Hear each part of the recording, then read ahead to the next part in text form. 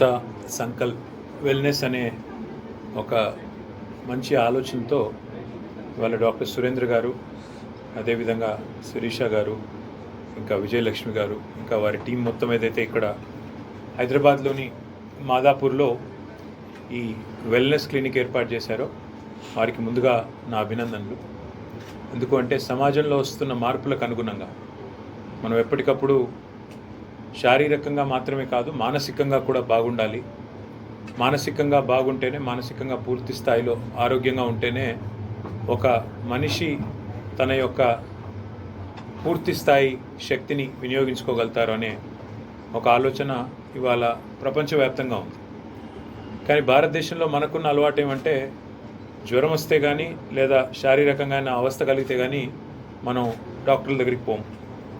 ఇక శారీరక అవస్థ బాగా ఇబ్బంది పెడితే చివరికి జబ్బు బాగా ముదిరిన తర్వాత మనకి డాక్టర్ల దగ్గర పోవడం అలవాటు.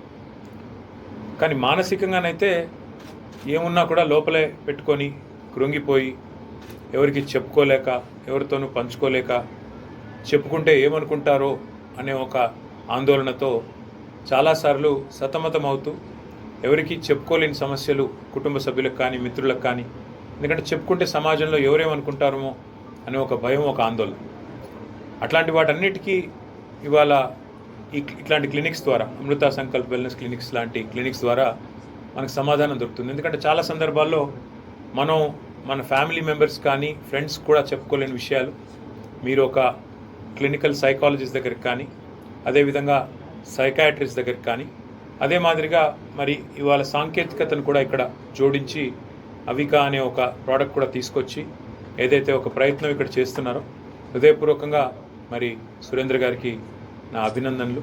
ఈ మధ్యకాలంలో మనం కూడా చూస్తూ ఉన్నాం, చిన్న చిన్న పిల్లలు తల్లి సెల్ ఫోన్ కొనివ్వలేదని, లేదా తండ్రి కోప్పడ్డారని, లేదా 10th క్లాస్లో నాకు మార్కులు సరిగా రాలేదని, చిన్న పిల్లల్లో కూడా ఒక రకమైన విపరీత ధోరణులు, ఒక రకమైన మరి అనూహ్యమైన నిర్ణయాలు, అది కూడా మరి తిరిగి మళ్ళీ వెనక్కి తీసుకోలేని నిర్ణయాలు ఏవైతే తీసుకొని ప్రాణాలు కోల్పోయే పరిస్థితిని చూస్తూ ఉన్నాము. తప్పకుండా సమాజంలో మరింత అవేర్నెస్ పెరగాల్సిన అవసరం ఉంది. సైకాలజీ విషయంలో, సైకాట్రీ విషయంలో, అదేవిధంగా మెంటల్ వెల్నెస్ విషయంలో. ఇందులో చాలామందికి కొన్ని అపోహలు ఉన్నాయి. మానసిక చికిత్స అంటే ఏదో పిచ్చి ముదిరితేనే చికిత్స, ఏదో పిచ్చి వాళ్ళు అయిపోయారు అని చెప్పి గతంలో చిన్నప్పుడు నేను స్కూల్లో ఉన్నప్పటి నుంచి వింటున్నా, ఇప్పుడు కూడా వింటున్నాం. అరే వీళ్ళు ఎర్రగడ్డకు తీసుకొని పోండరా అంటారు మానసిక చికిత్సాలయానికి. కానీ వాస్తవం ఏంటి అంటే మనకు భారతదేశంలో, అదేవిధంగా ఎదుగుతున్న అన్ని దేశాల్లో, పెరుగుతున్న అన్ని ఎకానమీస్లో కూడా ఇవాళ శారీరక సమస్యలు, బాడీకి ఎంత అయితే సమస్యలు వస్తున్నాయో అంతకంటే ఎక్కువ సమస్యలు మానసికంగానే వస్తున్నాయి. దాన్ని అక్నాలెడ్జ్ చేయకుండా, దాన్ని గుర్తించకుండా, దాన్ని అక్నాలెడ్జ్ చేయకుండా ఒక సమస్య ఉంది అని దాన్ని ఏదో మనం పక్కకు దోసేసి ఏదో రోజు దైనందిన జీవితంలో మనం కొట్టుకొని పోతూ ఉంటే డెఫినెట్గా సమస్య ముదిరి రకరకాల ఇతర శారీరక సమస్యలు కూడా వస్తాయి. ఇవాళ భారతదేశాన్ని పీడిస్తున్న ముఖ్యమైన వ్యాధుల్లో మధుమేహం ఒకటి, డయాబెటీస్ కూడా రకరకాల కారణాలు ఉన్నప్పటికీ స్ట్రెస్ కూడా ఒక కారణం. ఆ స్ట్రెస్ మెంటల్ ప్రాబ్లమ్స్ వల్ల కావచ్చు, మెంటల్గా మనకుండే కొంతమంది ఎక్కువ ఆలోచిస్తారు, కొంతమంది అసలు సమస్య లేని కాడ సమస్యను సృష్టించుకునే వాళ్ళు కూడా కొంతమంది ఉంటారు. అంటే సృష్టించుకుంటున్నారని వాళ్ళకి తెలియదు. ఇట్లా రకరకాల ఇబ్బందులతో బాధపడే వారికి డెఫినెట్గా మంచి కౌన్సిలింగ్, మంచి సైకలాజికల్ అడ్వైస్ కనుక దొరికినట్టయితే తప్పకుండా వారు పూర్తి స్థాయిలో శక్తి మేరకు పనిచేయగలుగుతారు. కాబట్టి ఇట్లాంటి క్లినిక్స్ మరిన్ని రావాల్సిన అవసరం ఉంది. ప్రభుత్వం కూడా చొరవ తీసుకోవాలి. ప్రభుత్వం కూడా నన్ను అడిగితే తప్పకుండా నాకు బాగా గుర్తున్న సందర్భం ఒకటి, నేను సిరిసిల్ల ఎమ్మెల్యేని, సిరిసిల్ల శాసనసభ్యుడిగా నేను మొట్టమొదటిసారి 2009లో అక్కడ గెలిచినప్పుడు మరి అక్కడ గోడల మీద రాతలు ఉండేది, నేతన్న మరణించవద్దు, చనిపోవద్దు, తనువు చాలించవద్దు, మీ ఆత్మహత్య దేనికి పరిష్కారం కాదు, అవసరమైతే ఫలానా నెంబర్ను సంప్రదించండి, హాస్పిటల్లో ఒక సైకాలజిస్ట్ ఉన్నారు, కౌన్సిలింగ్ సెంటర్ ఉంది, మీరు రండి మాట్లాడండి అని.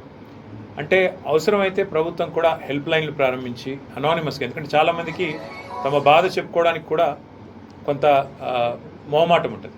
అందుకే అవసరమైతే అనానిమైజ్ చేసి, అవసరమైతే అక్కడ అవతల వ్యక్తి ఎవరు అని పరిచయం చేసుకోవాల్సిన అవసరం లేకుండా మాట్లాడుతున్న వాళ్ళు కొంత హెల్ప్ లైన్లు స్టార్ట్ చేయడం, అట్లాగే ఇంకా కొంత వెల్నెస్ సెంటర్లు కూడా, మెంటల్ వెల్నెస్ సెంటర్లు కూడా స్టార్ట్ చేయడం, కౌన్సిలింగ్ స్టార్ట్ చేయడం, అట్లాగే పిల్లలు కూడా ముఖ్యంగా ఈ మధ్యన ప్రభావితం అవుతున్నారు, తీవ్రమైన నిర్ణయాలు తీసుకుంటున్నారు. కాబట్టి పిల్లలకు సంబంధించి పేరెంట్స్ కూడా కొంత జాగ్రత్త పడడం, ఇవన్నీ విషయాల్లో మనం ఎంత అలర్ట్గా ఉంటే అంత మంచిది. ఎందుకంటే ఒక్కసారి తీవ్రమైన నిర్ణయం పిల్లలు కానీ పెద్దలు కానీ తీసుకున్న తర్వాత వెనక్కి పోయేదానికి ఆస్కారం ఉండదు.